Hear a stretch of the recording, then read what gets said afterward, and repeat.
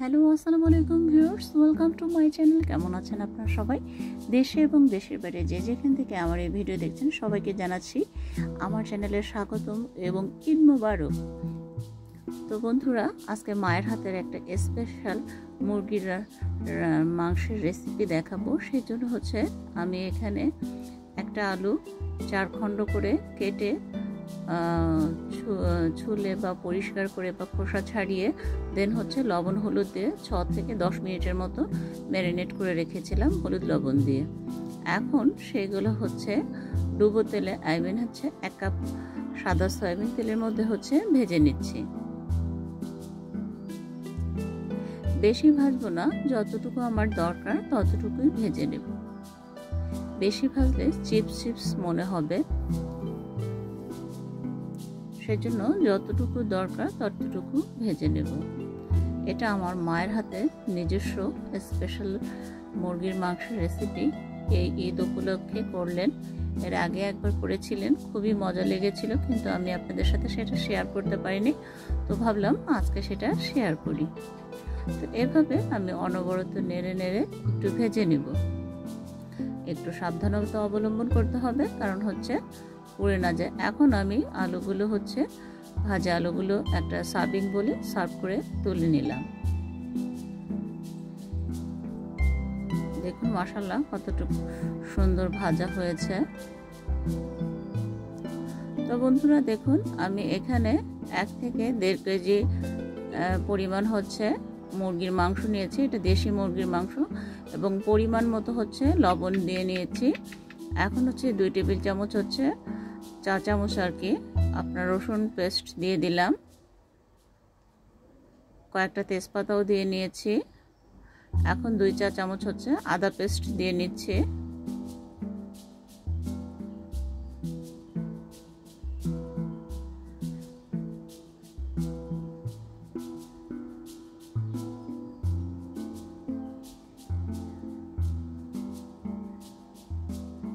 এখন 2 চা চামচ জিরা পেস্ট দিয়ে নিলাম।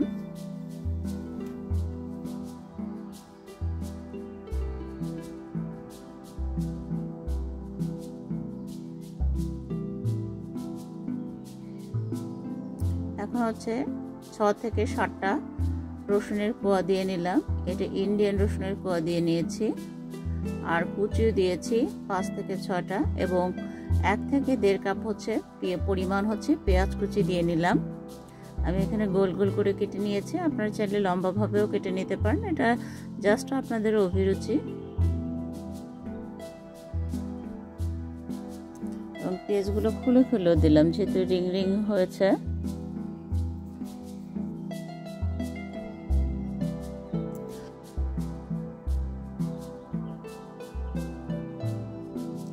এখন 2 চা চামচ হলুদ গুঁড়ো দিয়ে দেব। এটাও আমাদের ঘানি ভাঙা হলুদ গুঁড়ো।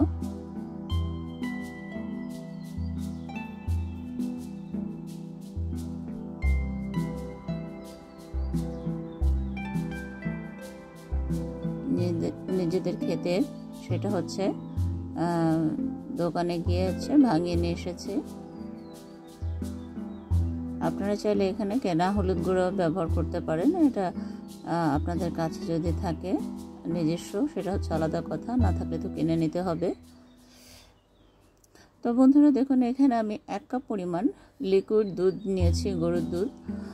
তো সেটা দিয়ে দিচ্ছি আম্মু।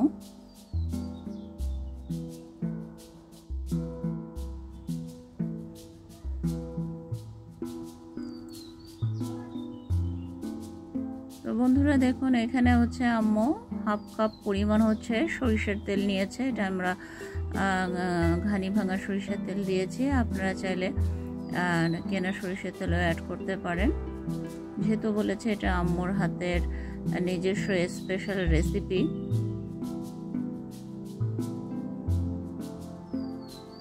তাই যারা এখনো এভাবে কখনো খাননি, অবশ্যই একটু খেয়ে দেখবেন কেমন হলো। এবং 3 চা চামচ শুকনো মরিচের গুঁড়া দিয়ে দেব। এটা আপনার বাজার থেকে আস্ত শুকনো মরিচ কিনে এনে আমরা রোদে শুকিয়ে দেন গ্রাইন্ডারে গ্রাইন্ড করে নিয়েছি।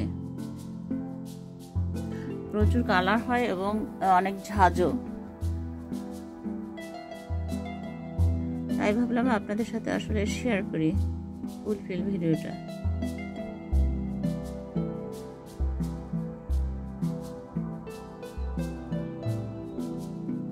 এখন হচ্ছে আম্মু 5টা টমেটো দিয়ে দিলেন।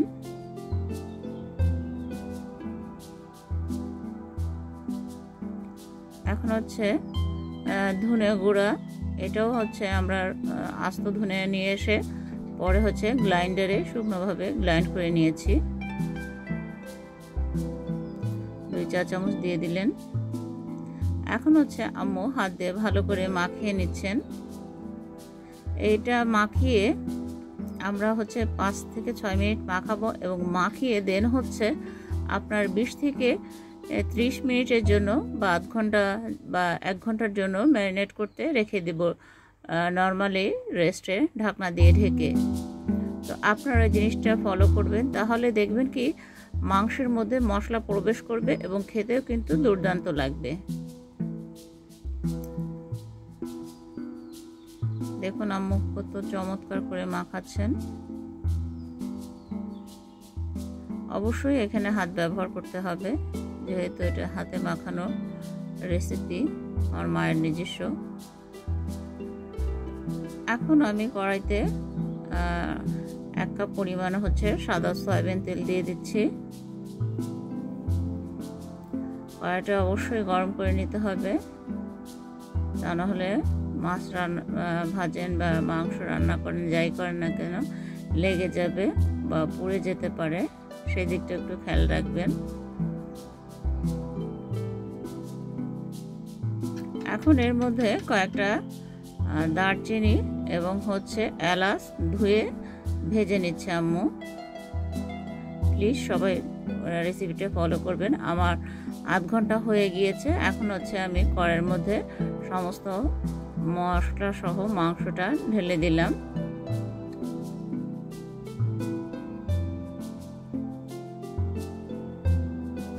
এবং আমি এখানে 20 থেকে 25টা আস্ত কাঁচামরিচ দিয়ে নিলাম লাল লাল।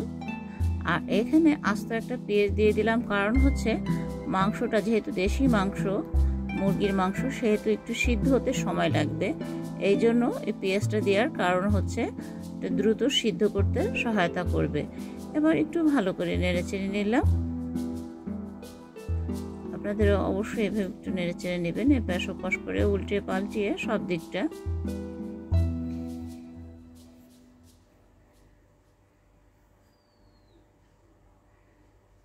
দেখেন এখন পর্যন্ত কিন্তু আমি একটু পানি দেই নাই, কারণ হচ্ছে তেলের উপরেই কষাচ্ছি। কষতে কষতে হালকা করে ভেজে নেব, সেই দিকটাও খেয়াল রাখবেন। অবশ্যই প্রথমে আঁচটা একটু বাড়িয়ে দিতে হবে। এখন কিন্তু লো ফ্লেমে দিলে হবে না, অবশ্যই আঁচটা বা চুলার আঁচটা বাড়িয়ে দিতে হবে। এখন আমি আবার একটু উল্টে পাল্টিয়ে নেড়ে নেব। কয়েক মিনিট ধরে এপাশ ওপাশ করে নিচ থেকে উপর থেকে এভাবে করে লেগে না যায়, সেদিকটা একটু খেয়াল রাখতে হবে, যেহেতু এখন পর্যন্ত পানি ইউজ করিনি। তো বন্ধুরা দেখুন থকবক করছে।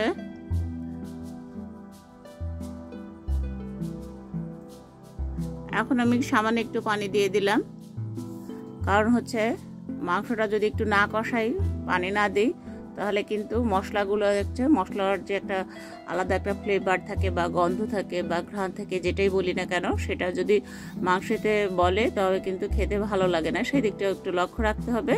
এখন হচ্ছে একটু উল্টিয়ে পাল্টিয়ে নেড়ে চেড়ে নিচ্ছি। দুর্দান্ত এই রেসিপিটা বন্ধুরা, আমি খেয়েছি, তারপর হচ্ছে ভয়েসটা দিচ্ছি। এতটা মজা হয়েছে, এতটা মজা কি বলবো, বিলিভ ইট অর নট, অবিশ্বাসযোগ্য হলো এটাই সত্যি যে মায়ের হাতের এই নিজস্ব রেসিপিটাতে এতটা মজা হয়েছে যে দুর্দান্ত, মাশাআল্লাহ। যারা এতক্ষণ পর্যন্ত দেখছেন তাদেরকে অসংখ্য ধন্যবাদ। এখনো যারা একটা লাইক দেন, অবশ্যই একটা লাইক দিয়ে ভিডিওটা কন্টিনিউ করার চেষ্টা করবেন আর স্কিপ করে যাবেন না। এখন আমি কিছু সময়ের জন্য একটু ঢেকে দিলাম। এবার ঢাকনাটা তুলে আবার একটু নেড়ে চেড়ে নেব।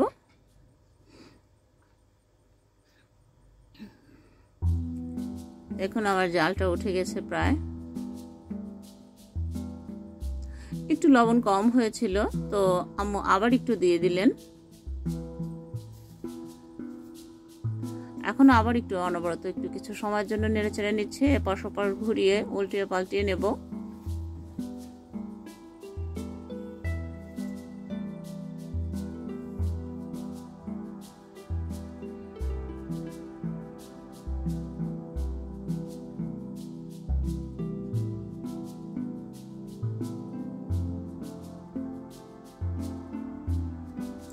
আবার একটু ঢেকে দিলাম। বন্ধুরা, এখন হচ্ছে আমাদের গাছের যে পেঁপে, সেই পেঁপে আম্মু এনে রেখেছিলেন। দেন হচ্ছে দেখলো যে একটু পেকে পেকে গিয়েছে, তো খোসাটা না ছেড়িয়ে সে অবস্থায় কিন্তু দিয়ে দিল অর্ধেকটুকু, এবং অর্ধেকটুকু আমার জন্য রেখেছেন। তো সেটাও আপনাদের সাথে শেয়ার করছি। পেঁপে দিলে কিন্তু ম্যাক্সিমাম মাংস কিন্তু সিদ্ধ হয়ে যায়, এটা অনেকেই জানে না। আমি আবার কিছু সময়ের জন্য ঢেকে দিলাম ঢাকনা দিয়ে। এই যে দেখুন, এই বাকিটুকু হচ্ছে আম্মু আমাকে দেবে কেটে, এটা আমি খাবো।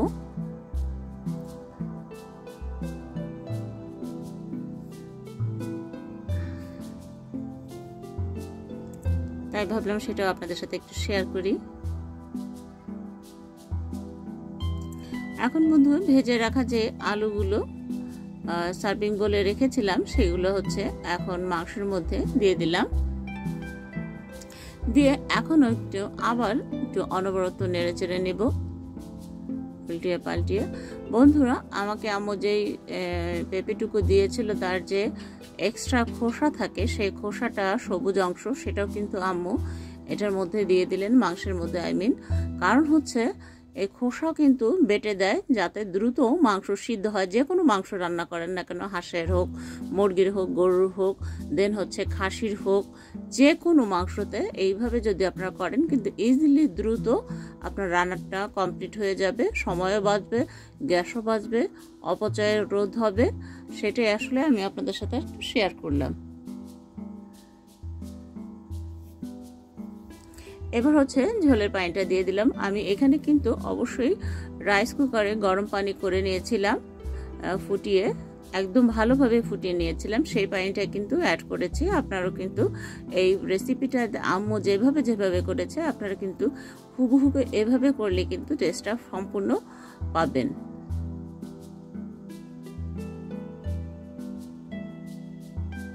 দেখুন, মুরগির মধ্যে হচ্ছে আপনার ডিম হয়েছিল দুটো, তো হয়তো ডিম পাড়া মুরগি হবে গেরেস্তে ঘরের, তো সেখানে আম্মু ডিমটাও দিয়ে দিলেন। এখন হচ্ছে মাইটা এবং গিলা কলিজা যেটা থাকে না কেন, সেটা হচ্ছে পরে দিচ্ছেন, কারণ তা না হলে কিন্তু আপনার গলে যাবে, সেই কারণে কিন্তু আম্মু এটা পরে দিলেন। সেই দিকটাও আপনারা কিন্তু একটু খেয়াল রাখবেন। এখন কয়েক মিনিটের জন্য আবার একটু ঢেকে দিলাম। আমি অফ ক্যামেরায় আরও কয়েকবার কিন্তু ঢাকনাটা উঠিয়ে নেড়ে চেড়ে নিয়েছিলাম, সেটাও আপনাদের সাথে আসলে শেয়ার করছি।